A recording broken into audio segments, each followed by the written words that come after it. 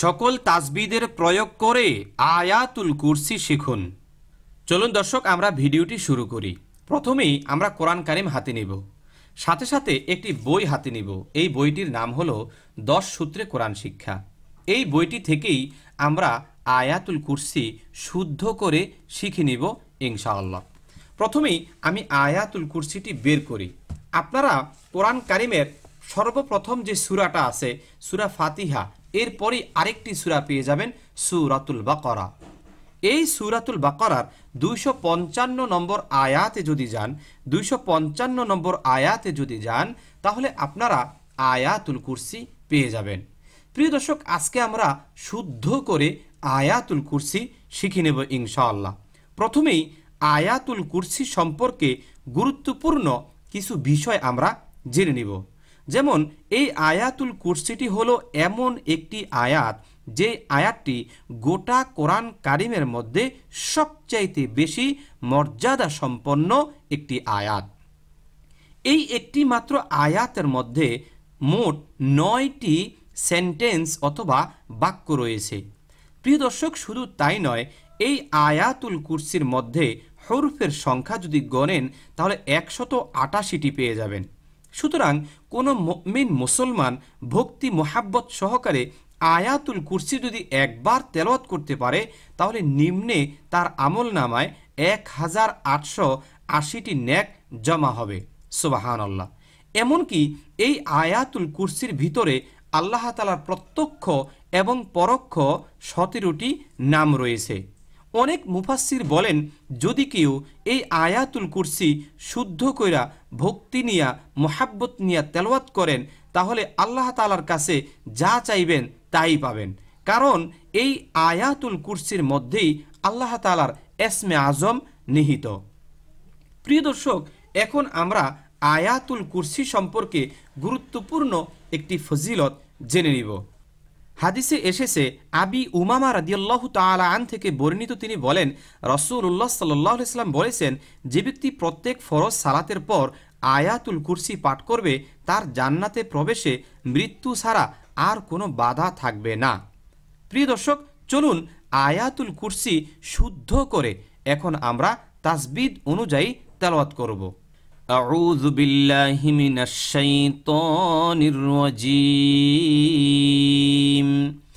বিসমিল্লাহির রহমানির রহিম। আল্লাহু লা ইলাহা ইল্লাহু। আল্লাহু, এখানে আল্লাহ শব্দের লামটাকে মোটা করবেন, কারণ 10 সূত্রে কোরআন শিক্ষা বইয়ের 7 নং সূত্রের দিকে যদি আপনারা তাকান, এখানে একটি সূত্র পাওয়া যাবেন যে আল্লাহ শব্দের লাম কখন মোটা করে পড়তে হয়। লক্ষ্য করুন, আল্লাহ শব্দের ডানে জবর বা পেশ হইলে আল্লাহ শব্দের লামকে মোটা করিয়া পড়িতে হয়। প্রিয় দর্শক, সুতরাং আল্লাহ শব্দের লামটা মোটা করবেন এবং সাথে সাথে আল্লাহ শব্দের লামের মধ্যে 1 আলিফ পরিমাণ টান দিবেন। এই সূত্রটা রয়েছে 1 নং সূত্রে। 1 নং সূত্রে যদি আমরা যাই তাহলে এখানে লেখা আছে, মদের হরফ 3টি, পেশের পরে ওয়াও সাকিন, জেরের পরে ইয়া সাকিন, জবরের পরে আলিফ, খাড়া জবর খাড়া জের উল্টা পেশ হইলে, লক্ষ্য করুন, খাড়া জবর খাড়া জের উল্টা পেশ হইলে 1 আলিফ টানিয়া পড়িতে হয়, তাহাকে মদ্দে তবাই বলে। প্রিয় দর্শক, এই জন্য এখানে মদ্দে তবাই হয়েছে, যার কারণে 1 আলিফ পরিমাণ টান দিবেন। এখন আপনারা সবাই আমার সাথে বলুন, আল্লাহু। সবাই বলেন, আল্লাহু আল্লাহু আল্লাহু লা। এখানে 3 আলিফ পরিমাণ টান দিবেন।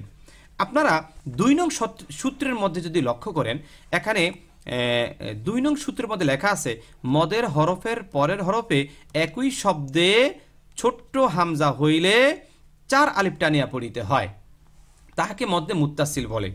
আবার মদের হরফের পরের হরফে পৃথক শব্দে লম্বা হামজা হইলে 3 আলিফ টানিয়া পড়িতে হয়। দেখুন, এই আবার বইলা যে সূত্রটা, যে কথাটা বলা হলো, এটার সঙ্গে কিন্তু মিলে গেল।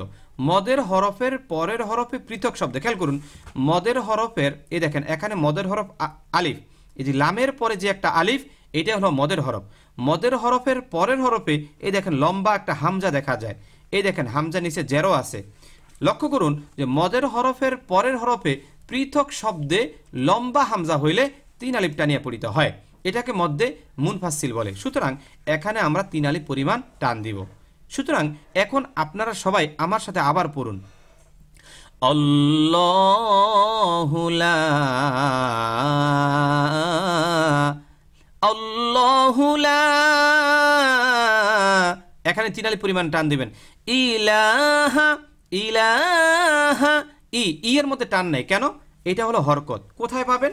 10 সূত্রে কোরআন শিক্ষা বইয়ের একেবারে পহেলা পৃষ্ঠায় পেয়ে যাবেন হরকত। এক জবর এক জের এক পেশকে হরকত বলে। হরকতের উচ্চারণ তাড়াতাড়ি করিয়া পড়িতে হয়। সুতরাং এখানে আপনি ই এর মধ্যে কোনো টান দিবেন না।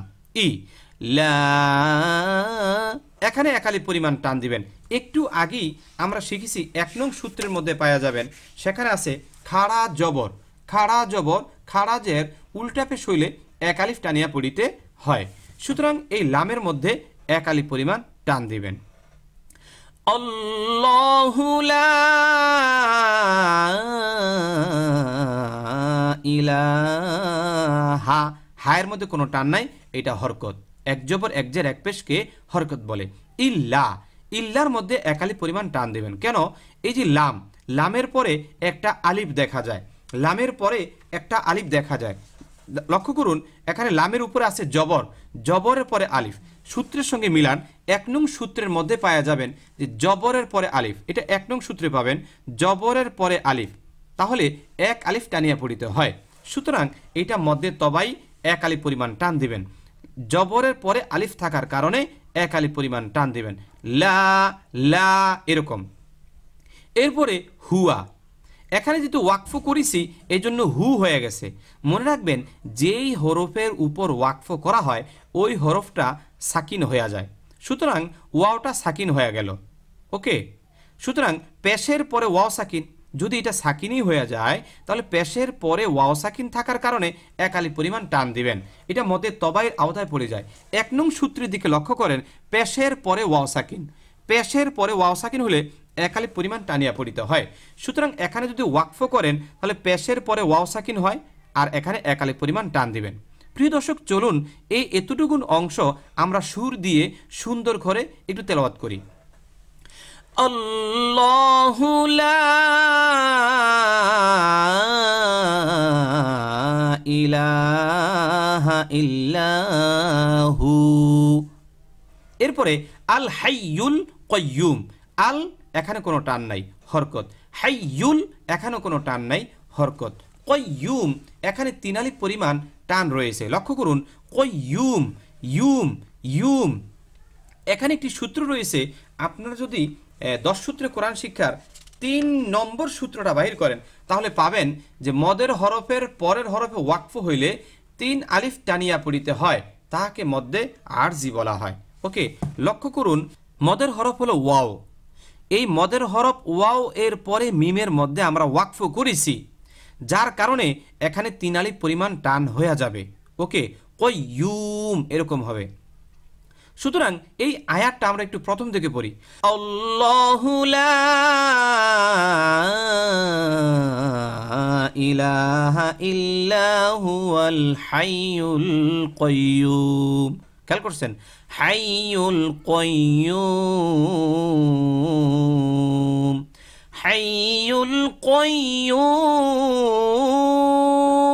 এরকম হবে। ওকে, লা তাখুযুহু সিনাতুন ওয়ালা নাওম, লা লা লা 1 আলিফ পরিমাণ টান দিবেন, কারণ জবরের পরে আলিফ। 1 নং সূত্রের মধ্যে লক্ষ্য করেন, এই যে 1 নং সূত্র, জবরের পরে আলিফ, জবরের পরে আলিফ হইলে 1 আলিফ টানিয়া পড়িতে হয়, এই জন্য এখানে 1 আলিফ পরিমাণ টান দিবেন। লা লা লা, তা তা তা, কোনো টান নাই, এটা হলো হরকত। হরকতের উচ্চারণ তাড়াতাড়ি করিয়া পড়িতে হয়। এই দেখেন হরকতের উচ্চারণ তাড়াতাড়ি করিয়া পড়িতে হয়। হরকতের উচ্চারণ তাড়াতাড়ি করিয়া পড়িতে হয়। লা লা তা তা খুযুহু হু, এইটার একটা নিয়ম আছে। সূত্র নম্বর হলো 6 নম্বর সূত্র। 6 নং সূত্রের মধ্যে পাওয়া যাবেন হাই জমিরের আগে পরে সাকিন না থাকিলে এক আলিফ টানিয়া পড়িতে হয়, তাকে মধ্যে সেলায়ে কসিরা বলা হয়। তাহাকে মধ্যে সেলায়ে কসিরা বলা হয়, মনে থাকবে। হাই জমির এই দেখেন, এটা হলো হাই জমির, এই যে উল্টা পেশ, হায়ের মধ্যে উল্টা পেশ, এই যে হাটা, এটাকে বলা হয় হাই জমির। হাই জমিরের আগে পরে সাকিন না থাকিলে এই হাই জমিরের মধ্যে এক আলিফ পরিমাণ টানিয়া পড়িতে, সরি এইটা লা তাখুযুহু, এটা এই হাই জমিরের মধ্যে এক আলিফ টানিয়া পড়িতে হয়, তাকে মধ্যে সেলায়ে কসিরা বলা হয়। লা তাখুযুহু হু লা তাখুযুহু, খেয়াল করছেন এক আলিফ।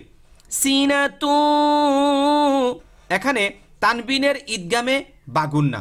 লক্ষ্য করুন 9 নং একটা সূত্র আছে, 9 নং। আপনারা যদি 9 নং সূত্রে যান, এই দেখেন নুন সাকিন ও তানবিনের হুকুম হলো 4টা, মনে রাখবেন। নুন সাকিন ও তানবিনের হুকুম কয়টা? 4টা। একটা হলো ইজহার, ইদগাম, ইকলাব, ইকফা। এখন দেখেন ঈদগামের হরফ কয়টা? ঈদগামের হরফ হলো 6টা।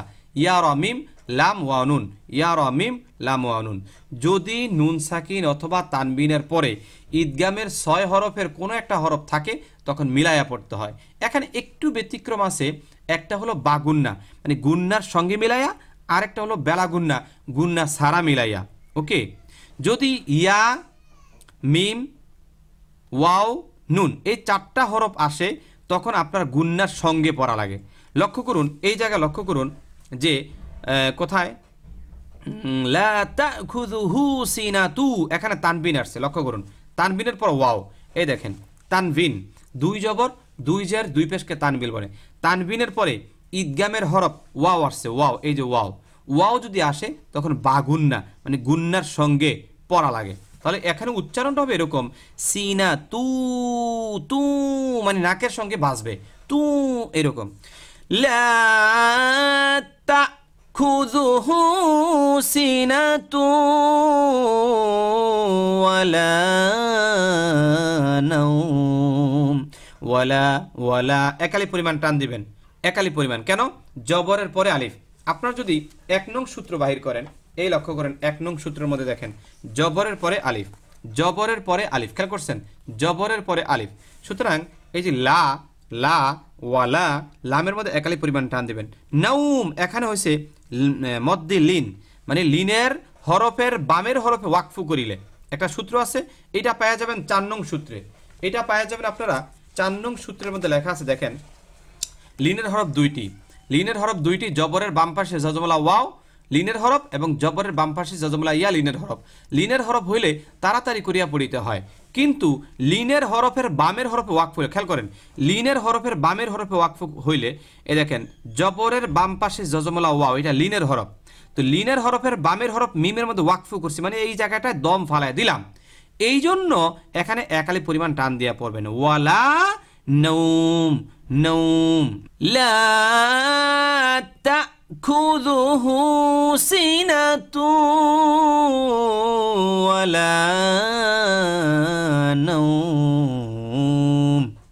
ক্লিয়ার? লাহু মা ফিস সামাওয়াতি ওয়া মা ফিল আরদ। লাহু, এটা আপনারা 6 নং সূত্রে পাওয়া যাবেন। 6 নং সূত্র যদি বাহির করেন, সেখানে আছে মধ্যে সেলায় কসিরা। হাই জমিরের আগে পরে, একটু আগেও আমি বলেছি হাই জমিরের আগে পরে সাকিন না থাকিলে এক আলিফ টানিয়া পড়িতে হয়, তাকে মধ্যে সেলা কসিরা বলা হয়। লক্ষ্য করুন এই যে লাহু, লা হু, এটা হাই জমির, হাই জমিরের আগে পরে সাকিন নাই, সুতরাং এখানে এক আলিফ পরিমাণ টান দিয়া পড়বেন। লাহু মা, মায়ের মধ্যে এক আলিফ পরিমাণ টান দেবেন, কেন? জবরের পরে আলিফ। লক্ষ্য করুন 1 নং সূত্রের মধ্যে পাওয়া যাবেন, এই দেখেন 1 নং সূত্রের মধ্যে আছে জবরের পরে আলিফ, জবরের পরে আলিফ থাকলেই এক আলিফ পরিমাণ টানিয়া পড়িতে হয়, এক আলিফ পরিমাণ টানিয়া পড়িতে হয়, তাকে মধ্যে তবাই বলা হয়। লাহু মা ফিস টান নাই, ফিস সামা মায়ের মধ্যে একালিফ টান দিবেন এবং ওয়ার মধ্যেও একালিফ পরিমাণ টান দিবেন। কেন? 1 নং সূত্রের মধ্যে পাবেন খাড়া জবর খাড়াজের উল্টা পেশ হইলে একালিফ পরিমাণ টানিয়া পড়িতে হয়।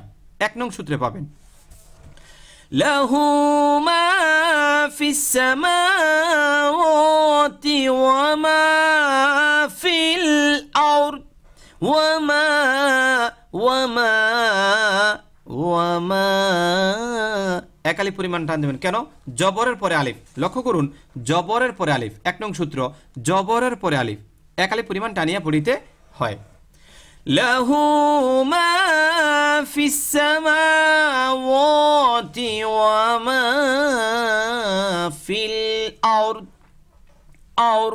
রটাকে মোটা করবেন, র মোটা করবেন, র সাকিন হইয়া ডাইনে যদি জবর বা পেশ থাকে, লক্ষ্য করুন 7 নং সূত্র, 7 নং সূত্র লক্ষ্য করুন, র সাকিন হইয়া, এই দেখেন র সাকিন হইয়া ডাইনে জবর বা পেশ হইলে রকে মোটা করিয়া পড়িতে হয়। ওকে, এই জন্য এখানে আমরা রটাকে মোটা করব। আর দোয়াদের মধ্যে যেহেতু ওয়াকফ হয়েছে, এই জন্য দোয়ারটা অটোমেটিক সাকিন হয়ে যাবে। লাহু মা ফিস সামাওয়াতি ওয়া মা ফিল আরদ মান যাল্লাযী ইয়াশফাউ ইনদাহু ইল্লা বিইذনিহি। মান, এখানে কোন নিয়ম? নুন সাকিন। লক্ষ্য করুন, আপনারা যদি 9 নং সূত্রটা বের করেন, 9 নং সূত্র, এই দেখেন 9 নং সূত্র। ওকে, 9 নং সূত্রের মধ্যে একটা অপশন আছে ইকফা। লক্ষ্য করুন, যদি নুন সাকিন অথবা তানবিনের পরে ইকফার 15টি হরফ, খেয়াল করুন, যদি নুন সাকিন অথবা তানবিনের পরে এই যে ইকফার 15টি হরফের কোনো একটি হরফ আসে, তখন গুন্নার সঙ্গে পড়তে হয়, গুন্নার সঙ্গে পড়তে হয়। এই দেখেন এখানে ইকফার 15টা হরফ। তো এখানে লক্ষ্য করুন, মিমের পরে নুন সাকিনের পরে জাল আসছে। এই দেখেন জাল হলো ইকফার হরফ। লক্ষ্য করুন, জাল হলো ইকফার হরফ। সুতরাং এখানে ইকফা মানে গুন্না হবে। খেয়াল করছেন, এই যে নাকের মধ্যে বাজাইলাম, এটাই হলো ইকফা গুন্না। ওকে,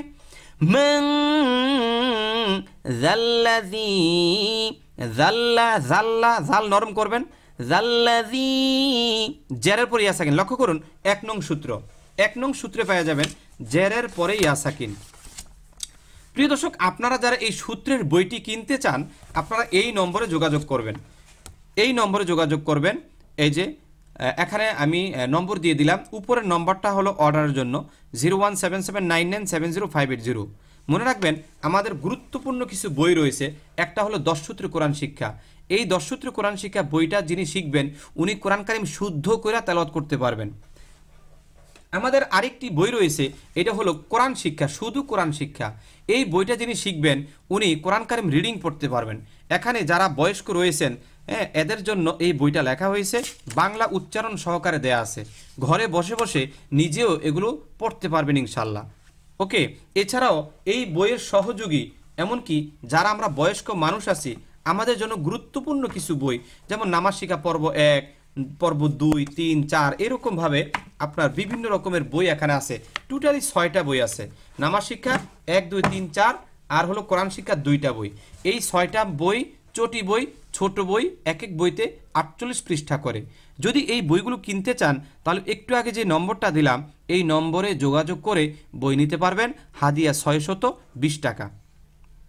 চলুন দর্শক, এখন আমরা বলছিলাম 1 নং সূত্রের কথা, জবরের পরে আলিফ। খেয়াল করেন, জবরের পরে আলিফ, পেশের পরে ওয়া সাকিন, জেরের পরে ইয়া সাকিন, জবরের পরে আলিফ। এখন লক্ষ্য করুন এই জায়গায় মান যাল্লাযী, জেরের পরে ইয়া সাকিন, মিলছে কিনা দেখেন, জেরের পরে ইয়া সাকিন, জেরের পরে ইয়া সাকিন যদি হয়, তাহলে এক আলিফ পরিমাণ টান দিতে হয়। মান যাল্লাযী, জি এক আলিফ পরিমাণ টান দিবেন।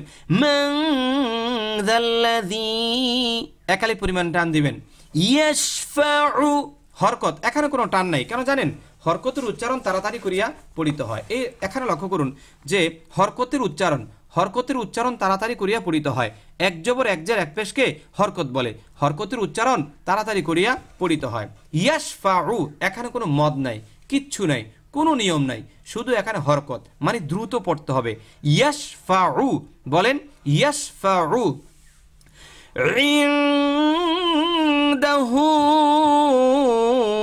ইল্লা বিইذনিহি, ইয়াশফাউ, এখানে কোনো টান নাই, এটা হলো হরকত। ইং, এখানে নুন সাকিনের ইকফা কিভাবে বুঝলাম? কারণ হলো নুন সাকিনের পরে দাল, নুন সাকিনের পরে ইকফার হরফ দাল আসার কারণে ইকফা হয়ে গেল। 9 নং সূত্র আমরা বের করি।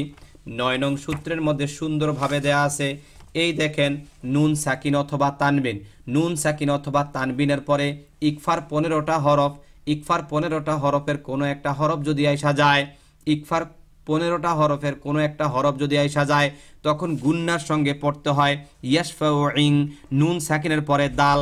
এই দেখেন, নুন সাকিনের পরে দাল, এই যে দাল, তাও সাও জিমো দালো, তাও সাও জিমো দালো, দাল দাল দাল, দাল হলো ইকফার হরফ, এই জন্য এখানে গুন্না করে পড়বেন। মান যাল্লাযী ইয়াশফাউ, মান যাল্লাযী ইয়াশফাউ,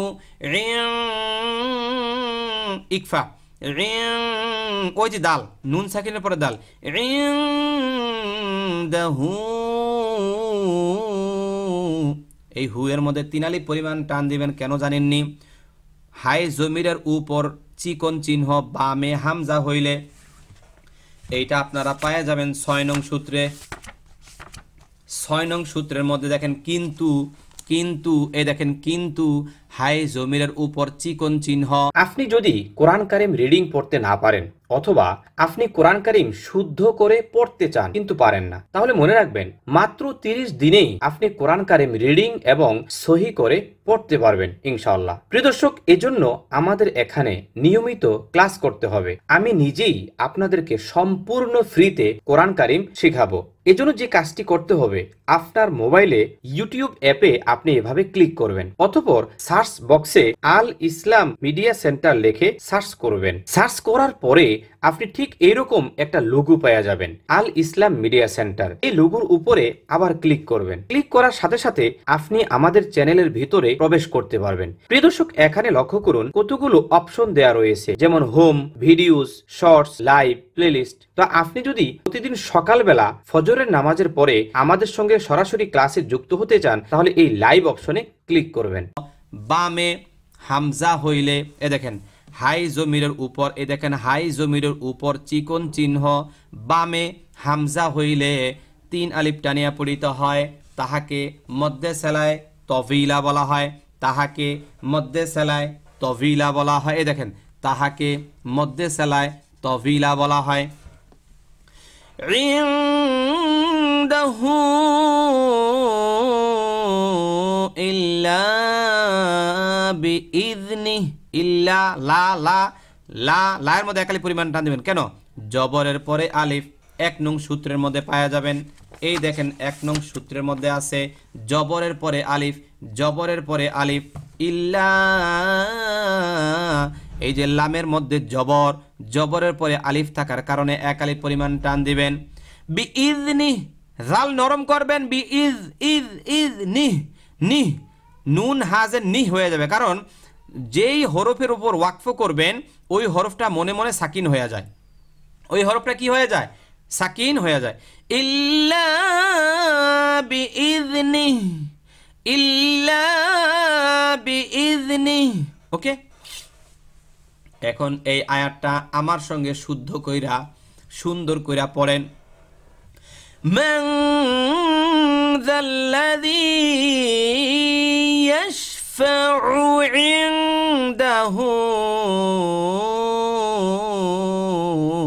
ইল্লা বিইذনিহি। ক্লিয়ার? ইয়ালামু মা বাইনা আইদিহিম ওয়া মা খালফাহুম। ইয়ালামু, এখানে কোনো টান নাই, হরকত।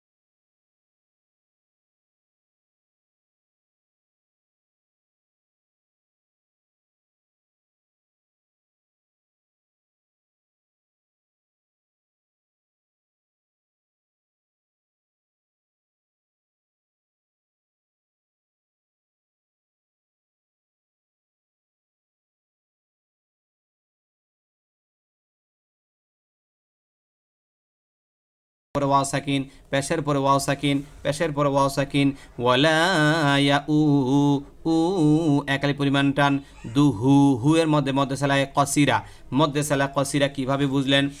আপনার 6 নং সূত্র বাইর করেন। হাই জমিরের আগে পরে সাকিন না থাকিলে, দেখেন হাই জমিরের আগে পরে সাকিন না থাকিলে এক আলিফ পরিমাণ টানিয়া পড়িত হয়, তাহাকে মধ্যে সালায় কসিরা বলা হয়। এই দেখেন হাই জমির, এই যে হাই জমির, হাই জমিরের আগে পরে সাকিন না থাকিলে এক আলিফ পরিমাণ টানিয়া পড়িত হয়। ওয়ালা ইয়াউদুহু হিফযুহুমা, হিফযু যু যু হিফযুহুমা, মায়ের মধ্যে এক আলিফ পরিমাণ টান দিবেন, জবর পর আলিফ। ওয়াহুয়াল আলিয়ুল আযীম, ওয়াহুয়াল, ওয়াহুয়াল কোনো টান নাই, হরকত, হরকতের কোনো টান হয় না, এক জবর এক জের এক পেশকে হরকত বলে। এটা একেবারে 10 সূত্রে কোরআন শিক্ষা বইয়ের প্রথমে পাওয়া যাবেন।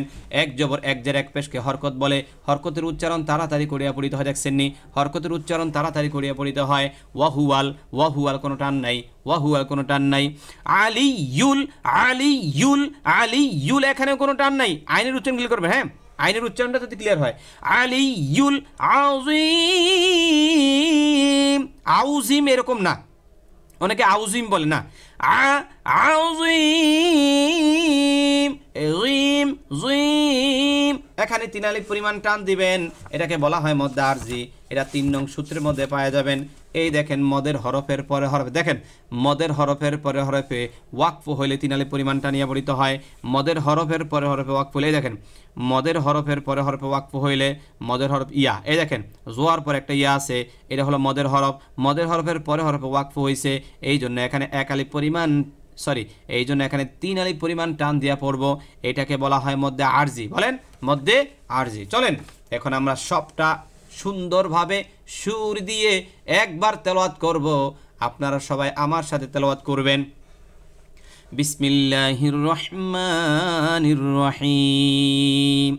আল্লাহু লা ইলাহা ইল্লা হুয়াল হাইয়ুল কাইয়্যুম লা তা'খুযুহু সিনাতুন ওয়ালা নাওম লাহু মা ফিস সামাওয়াতি ওয়াল আরদ من ذا الذي يشفع عنده إلا بإذنه يعلم ما بين أيديهم وما خلفهم ولا يحيطون بشيء من علمه إلا بما شاء وسع كرسيه السماوات والأرض ولا يؤوده حفظهما وهو العلي العظيم